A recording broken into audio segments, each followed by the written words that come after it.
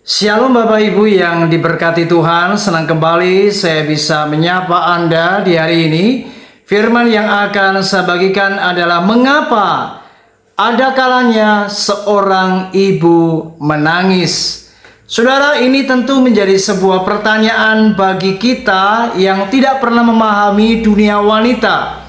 Mengapa ada kalanya seorang ibu ia bisa menangis?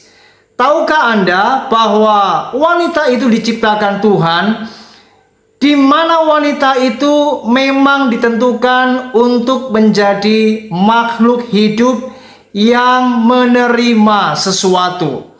Karena Tuhan telah mendesain di dalam tubuh wanita itu sebagai reseptor, artinya ia memang menerima.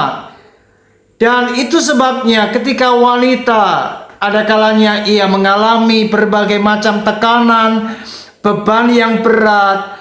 Misalnya ketika ia menghadapi tekanan ekonomi, tekanan keluarga, suami yang belum bekerja, anak-anak yang belum bisa membayar uang sekolah dan lain sebagainya, saudara. Maka wanita bisa di saat-saat seperti itu ia akan menangis. Mengapa? Karena memang ia sudah dalam kondisi mengalami beban yang berat. Dan itu sebabnya ketika beban yang berat itu tidak lagi bisa ia tanggung, dan apa yang telah ia terima, ia kelola ada di dalam hatinya, dan ia tidak mampu untuk mengatasi beban yang semakin menumpuk dan semakin berat, maka wanita pasti ia meneteskan air mata.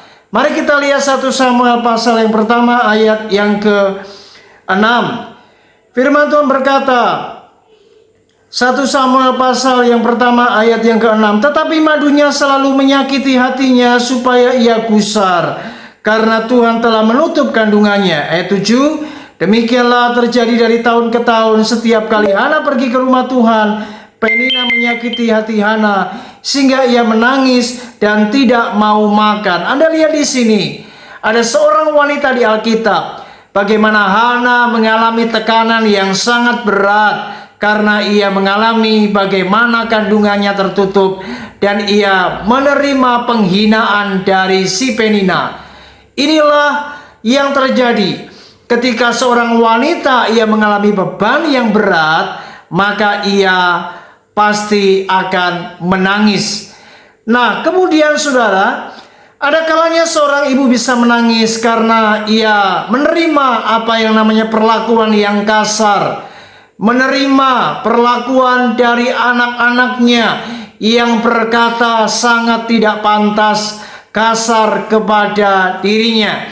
Oleh sebab itu, mari kita lihat Amsal pasal yang ke-10 ayat yang pertama.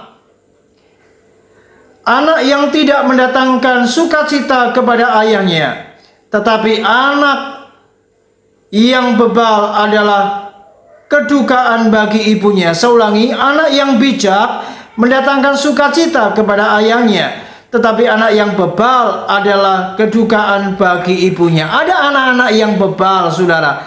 Anak-anak yang tidak bisa diberi nasihat, sehingga kemudian anak-anak ini kemudian melakukan sebuah perbuatan yang tidak pantas, dan ia mungkin saja berkata-kata yang kasar kepada ibunya. Maka seorang wanita ketika ia tersakiti hatinya oleh kata-kata yang kasar, maka ia pasti menangis. Itu sebabnya mari jangan pernah kita berkata kasar kepada ibu kita.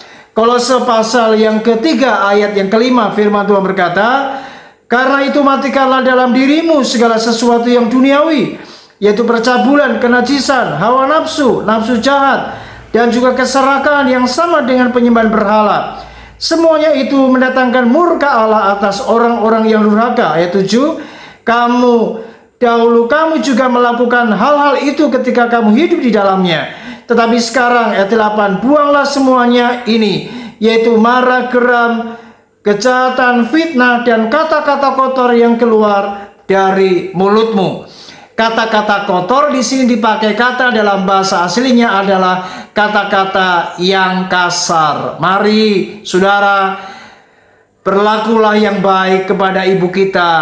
Jangan pernah menyakiti hatinya, karena seorang ibu bisa menangis ketika ia mengalami beban yang berat, dan ada kalanya ia menangis karena ia menerima perlakuan yang kasar, perlakuan yang tidak pantas dari anak-anaknya. Bahkan ia bisa juga mengalami perlakuan yang tidak pantas dari suaminya. Mari, jadilah suami yang baik, jadilah anak-anak yang baik. Mari kasih mama kita, kasih ibu kita, karena mereka adalah bagian daripada keluarga kita. Mari jangan sampai buat ibu kita menangis. Tuhan Yesus memberkati kita semua. Shalom.